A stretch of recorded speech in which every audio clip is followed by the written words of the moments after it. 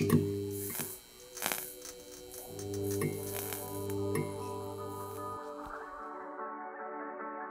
começando mais um Porãocast. O Porãocast tem como objetivo a gente conversar sobre temas bíblicos. E para essa nossa conversa a gente tem nossos convidados. Eu gostaria de estar apresentando eles para vocês. O primeiro é o Flávio, né, Flávio? Dá um oi aí. Beleza, pessoal? Tudo bem?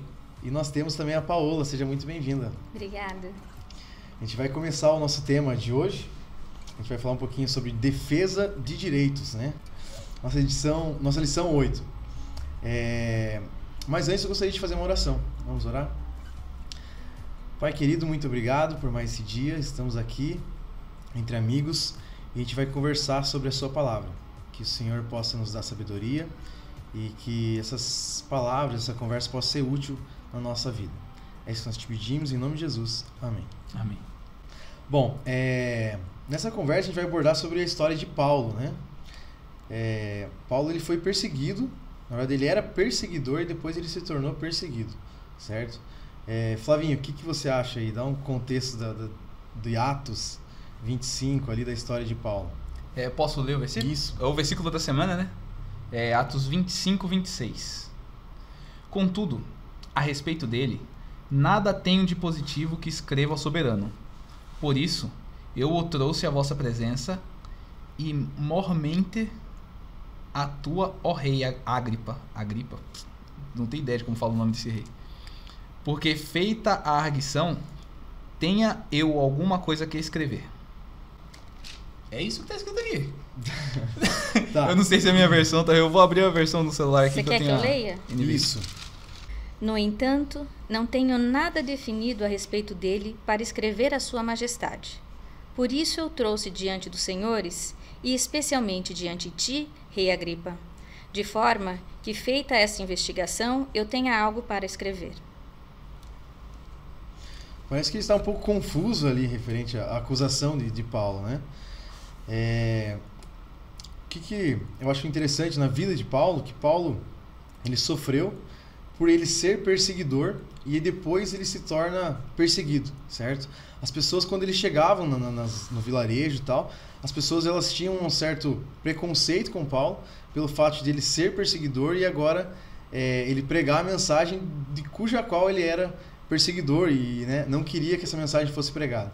As pessoas olhavam para Paulo como, de uma certa forma, assim, será que ele realmente se converteu? Será que realmente ele não está perseguindo novamente ou está querendo se passar por uma pessoa que ele não é, tal, né? E aí agora a gente vai ver para o julgamento das acusações de Paulo. Ele era romano, certo? Ele tinha os direitos romanos, mas em alguns momentos ele se absteve dos direitos dele por um objetivo maior, certo? Paula, o que você tem para falar? Paola. Bom, ele era um homem muito inteligente e sabia como caminhar no meio das situações. E ele entendia, até na fala aqui para o próprio rei, que não era o momento de ele expor nada, né? Assim, ó, não tenho nada a declarar, me dou o direito de me manter calado. Não era o momento de cuidar dos seus privilégios ou dos seus direitos, porque ele se preocupava da forma como as pessoas iriam interpretar e como elas iriam analisar o seu comportamento e possivelmente, ao invés de se aproximar do evangelho, né, da carta viva que era Paulo, se afastar. Eu acho que esse é um dos grandes pontos da história. Flávio, você já foi injustiçado na vida? A vida em si é uma grande justiça. Ninguém pede pra estar aqui mesmo assim, tá? É sobre isso. E como que você se sente quando você é injustiçado? Quais são os seus sentimentos, assim? Eu acho que eu não tenho a tranquilidade que Paulo teve normalmente. Paulo simplesmente sabia que ele estava... que ele é inocente e não tinha nada a declarar sobre isso. Tipo, simplesmente assim, não importava se ele se defendesse ou não, ele ia acabar passando por aquilo. É uma questão que eu acho que a gente devia trazer para a nossa vida, é de ter essa tranquilidade de que o viver é Cristo e o morrer é lucro, né? Como Paulo mesmo disse em outro momento. Legal, porque quando eu sou injustiçado, a primeira coisa é que a gente já quer se rebelar, a gente já quer rasgar e tal. E a gente vê um Paulo que ele é tão estrategista, digamos assim, que ele simplesmente e ele entende o propósito da vida dele. O propósito da vida de Paulo vai muito além da própria vida de Paulo, né? Paulo, ele decide então simplesmente se calar em certas horas, que ele poderia muito bem se defender por um propósito muito maior lá na frente, né? A gente vê na história de Paulo que depois chega um certo ponto que ele entra em contato com algumas autoridades daquela época que, de uma certa forma, acho que ele nunca poderia ter contato com elas. Mas Paulo, ele teve a estratégia suficiente de esperar o momento certo para poder testemunhar de Jesus, né? Paulo era um perseguidor, assim, como você disse no início, né? E no começo da lição, eles falam dos puritanos, que vieram da Inglaterra para colonizar o norte dos Estados Unidos, né? E grande parte desses puritanos era tão perseguidor quanto Paulo foi. Embora eles tivessem ido para os Estados Unidos com a ideia de uma nova Israel, né, onde eles tivessem liberdade religiosa, eles praticavam com as pessoas a mesma inquisição que eles sofreram antes, né? Então, mas você é um adúltero, você é uma bruxa, né? Então, tinham todos aqueles senões que faziam com que essas pessoas, ao invés de se aproximar da palavra, se afastassem. E corriam, inclusive, o risco de serem presos ou até mesmo o risco de morte. Então é muito interessante como a gente comete os mesmos erros, apesar da história nos mostrar, né? É cíclico, né? É cíclico. Uma das histórias que eu gosto que Jesus conta, ele fala a história de duas pessoas que foram à igreja a orar. Uma das pessoas, ela chega, se ajoelha e fala: eu não sou digno de receber o perdão de Jesus, eu não sou digno nem de estar aqui e tal. E uma segunda pessoa, ela vem, olha a primeira pessoa orando e ela fala: nossa, não acredito. E a oração dela basicamente é assim: Pai, obrigado porque eu não sou como esse, né? E ele se infla agora o seu ego e fala: nossa, ainda bem que eu não cometo os mesmos erros que essa pessoa, tal, né? Essa história, quando a gente lê ela na Bíblia, pelo menos para mim, ele dá essa sensação. Eu olho assim e falo: Pai, obrigado porque eu não sou como esse rapaz que orou falando a respeito daquele terceiro. Logo, eu também faço parte disso, né? A gente vê pessoas que eram perseguidas e saíram da Europa, vieram para os Estados Unidos por causa de serem perseguidos, mas passou um tempo e agora eles acabaram sendo perseguidores também, né? Então, a gente tem que tomar cuidado, porque às vezes na nossa liberdade religiosa, a gente quer exercer ela, só que às vezes não exerce da melhor maneira possível. A gente acaba usando a nossa liberdade religiosa de uma maneira errada, né? Acho que não importa a gente estar certo, a gente tem que saber estar certo e falar de uma maneira como Jesus falava, com muito grande amor, né? Essa questão de certeza, de ser sábio e tudo mais, é uma questão que Salomão aborda muito. Eu gosto muito do Salomão, ultimamente eu tenho lido muito Provérbios. Tem um em específico, eu não vou me lembrar o versículo, que diz que o sábio, ele é tardio em falar e tardio em se irar também com as coisas. Você, para você ser sábio, você tem que saber a hora que você deve falar e a hora que não. E Paulo usou dessa sabedoria aí naquele momento, porque não tinha por que ele ia falar o que nesse momento para se defender. Ele ia usar do direito dele de defesa para atacar o pessoal que estava atacando ele. Isso seria certo? Aí tem esse balanço que a gente tem que ter também, que foi a questão, eu quero ter o direito de uma terra nova, mas para isso eu vou tirar o direito de outros. Aí tem que ver essa questão do balanço, né? Em Eclesiastes 3 fala isso também, né? A hora de calar e a hora de falar. E Paulo foi mestre nisso tudo, né? Não é que ele não valorizasse os seus direitos, ele não valorizasse a sua cidadania, né? Os seus privilégios, mas ele valorizava mais a vida e o bem-estar do outro do que a dele naquele momento. E como um bom político, ele sabia o momento correto de usar as palavras e ser assertivo. Tanto que na hora crucial ele falou: não, eu realmente não tenho nada, então me leve até César. Então ele usou o direito, né, de ser ouvido para também não perder a vida e não perder a missão. Legal. Aqui a gente também tem a história de um homem que ficou 38 anos preso por um crime que ele não cometeu. Eu quero que vocês se coloquem nessa história, imagine o que esse homem poderia sentir, o que ele poderia fazer. E ele apela depois também, né, para poder fazer um novo teste e tal. Qual que é a história? Vamos, Paula, você pode falar para nós aí? Bom, contar essa história, pessoal? esse homem, ele foi acusado de ter sido um assassino, né? Foi Maurice Hastings. E ele foi condenado injustamente por um roubo, um homicídio com agressão sexual em 1983. E ele permaneceu preso por 38 anos. Só que logo de cara, ele pediu para os... como é que a gente chama? Os advogados, né, as pessoas responsáveis, que fizessem um teste de DNA, que eles teriam a certeza de que ele não era o culpado. Isso não aconteceu. Então, 38 anos depois, ele foi absolvido, né? Mas se fosse visto isso lá no início, ele não teria passado por isso tudo. Agora, a grande lição é que ele passou por isso calmamente. Lógico, buscando tudo, mas assim como os discípulos que sofreram, né? Foram perseguidos, foram torturados e que cantavam louvores, né? Agradeciam a Deus a situação. Ele é um exemplo atual para a gente de como às vezes a gente passa por situações que a gente não entende, mas que elas nos moldam para um propósito maior. Não é porque ele foi preso injustamente que ele fugiu da cadeia, por exemplo. Isso, né? Ou criou caso, criou problemas dentro da cadeia, né? Ao contrário, ele aceitou, lógico que tem consequências, né? A gente tem questionamentos e é difícil você aceitar uma situação como essa com tanta tranquilidade e passividade. Isso nos remete aos discípulos, e Paulo falava muito isso, né, para eles. Inclusive, na hora quando eles iam comer, ele falava para os outros, olha, não comam do alimento que foi dado para os deuses.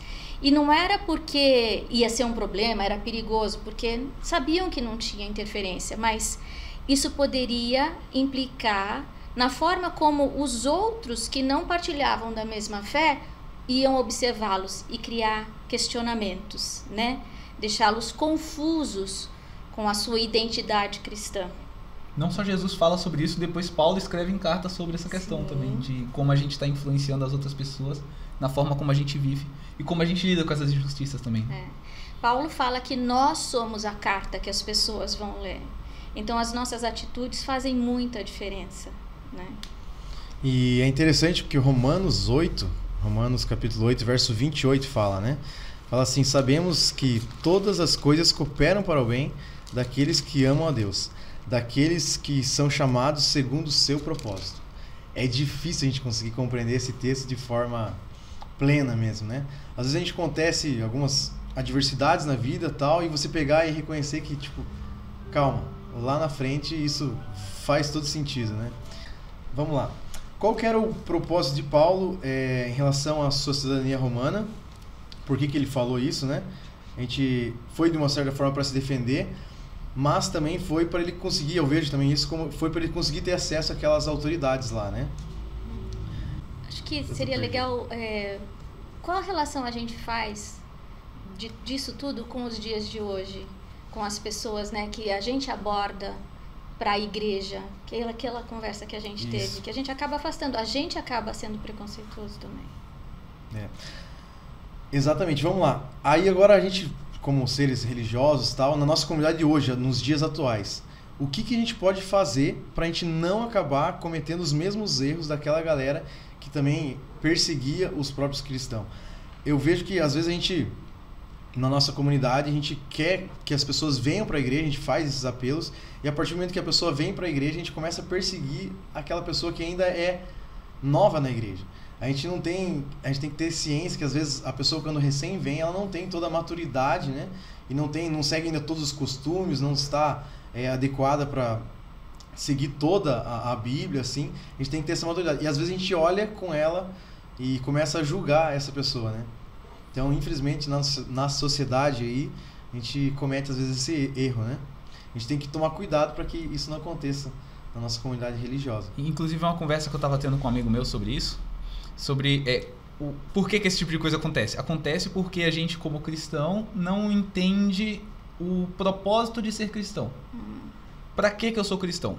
Para viver com Cristo. A gente entende através disso que nosso papel é guiar outras pessoas para Cristo também. Não, a gente participa do processo estando junto enquanto o Espírito Santo guia essa pessoa para Cristo. A gente só tem que viver com Ele. A partir disso daí a gente acaba puxando pra gente a responsabilidade de cuidar da vida do outro. Isso é um negócio terrível, inclusive. É daí que surge fofoca, surge intriga, surge a crítica da pessoa. Ah, não, porque fulana veio pra igreja de calça. Que absurdo. Olha, ciclano tá usando um brinco. Ficar apontando os dedos, a gente tem que ter noção que tem outros dedos apontando de volta, né? É uma coisa que a gente tem que ter muito cuidado, porque é completamente o oposto do que Deus ensina. Eu acho que isso que ele está falando conecta a lição com o nosso papel enquanto cristão nos dias de hoje, dentro da igreja, quando a gente aborda as pessoas na rua, ou quando a gente convida alguém para vir, né?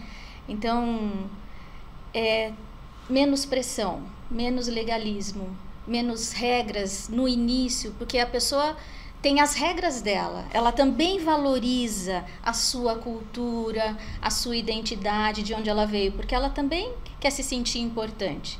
Então, é aos poucos que a gente vai fazendo essas trocas e encontrando o caminho, porque é o Espírito Santo que faz esse trabalho. E o caminho é Cristo. A gente é só um instrumento nessa passagem. É interessante que a gente pode usar até o exemplo de Jesus, né? Antes de pregar sobre o Evangelho, ele alimentava as pessoas, ele comia com as pessoas, ele fazia uma amizade para depois vir com os ensinamentos, né? E às vezes a gente já quer pular essa primeira etapa, já quer ir já logo para a Bíblia, para doutrinas, quando o interessante é a gente primeiro se preocupar com a pessoa, se ela está passando por algum problema, se ela está com fome, a gente dá o que comer, para aí depois a gente falar sobre o amor de Cristo, mas primeiro mostrar na prática, né? E depois com a palavra. Né? Primeiro viver com Cristo. Cristo é amor, né? Deus é amor. E por conta disso a gente vai transparecer amor na nossa vida. E vai amar o próximo. É uma coisa que é consequência da outra. Eu acredito nisso, pelo menos. E a Bíblia diz, né? Quem não junta, espalha. E Jesus era um cara que conhecia muito bem de matemática. E ele era exponencial, potencial, né? Ele expandia, multiplicava, ele não dividia. Então a gente precisa tomar cuidado com essa questão, para a gente não dividir mais o que já tem, né? Espalhar ao invés de trazer. Flávio, suas conclusões finais aí a respeito desse tema aí, que mais alguma coisa te chamou a atenção? Eu acho que a questão principal é o título mesmo da lição ali, até a tirinha que a gente acabou não mencionando sobre ela, né? Paulo, ele se defendeu respeitando todos aqueles que estavam acusando ele. Ele não se irou por estar sendo injustiçado, por mais injustiçado que ele estivesse sendo. Porque, como a história que a gente mencionou aqui, 38 anos preso de forma injusta é muito tempo. Eu não vivi 38 anos ainda. Inclusive, 24. Bem longe. Falta muito ainda, faltam 14 anos. De tudo isso a gente tem que tirar aqui para a gente ter nossos... querer exercer nossos direitos, né? Querer que eles sejam exercidos. A gente tem que, primeiramente, amar e respeitar ao próximo. Assim a gente vai respeitar os direitos deles e vai, de forma sábia, como Cristo quer que nós façamos, interagir em comunidade, né? E fazer com que essa comunidade cresça e não se espalhe e se afaste um do outro, como a Paula mencionou. Paola? Eu acho que a lição foi ótima, embora eu normalmente estude a outra lição, mas eu adorei ter estudado a lição jovem, porque me fez refletir sobre as minhas atitudes, né? Por muito tempo, por conta dos meus valores, né? Flávio conhece bem, né? A forma de eu pensar e agir, ao invés de atrair as pessoas para perto, eu acabava afastando as pessoas. Então, é sempre bom a gente repensar o que eu falo, o como eu falo, para quem eu falo e o momento, né? Porque vai chegar um momento que talvez nós sejamos perseguidos novamente, e está muito perto disso. Então a gente precisa ter essa sabedoria, né? O momento de calar, o momento de falar, para que a gente possa realmente viver o propósito da missão. Acho que é isso. É sobre isso, né? Eu também vejo dessa forma. Acho que às vezes a gente não adianta só saber estar certo, mas tem que saber falar da maneira certa, sempre com amor, com carinho, respeito. Respeitar uma opinião diferente da nossa, né? E que a gente possa... Vamos pedir para Deus, né? Que Deus possa colocar em nossa mente isso, que a gente possa ser sábio, assim como Paulo foi, como Jesus foi, para que a gente possa transformar outras vidas, né? O que mais importante é que Cristo viva e Ele é o centro de tudo, né? Vamos fazer uma oração para a gente finalizar nosso diálogo de hoje? Feche seus olhos. Pai querido, a gente conversou um pouco aqui a respeito de sua palavra, sobre a história de Paulo. A gente tem várias lições, vários aprendizados que a gente comentou aqui. Que o Senhor possa nos dar sabedoria para saber falar da maneira certa, no momento certo. E que, se for preciso, a gente, de uma certa forma, Pai, se negar de tudo por causa de Ti, Pai, que a gente possa fazer dessa forma. Que o Senhor seja o centro de nossas vidas, Pai. É isso que nós te pedimos. Em nome de Jesus. Amém. Amém. Queria agradecer aos nossos convidados, a você também que nos assiste, nos acompanha. Siga as nossas redes sociais, clique no botão de dar o like e até o próximo episódio.